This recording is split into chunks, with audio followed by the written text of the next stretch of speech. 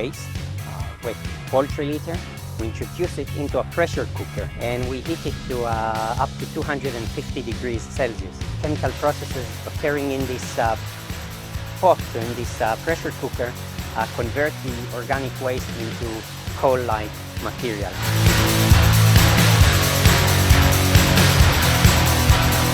Using waste is ideal because it's already been produced anyway. We consume a lot of meat, chicken meat for example, and we're consuming more and more. So this waste is going to be here, the amounts are going to be growing, and we need a solution. So to tackle both of these problems, and from this waste that there's not much we can do with it, to transform that into energy that can replace fossil fuels is ideal. Different waste sources can be introduced, and for example, if we introduce human feces into it, then possibly we can treat sanitation issues in rural areas, converting their waste to coal-like material.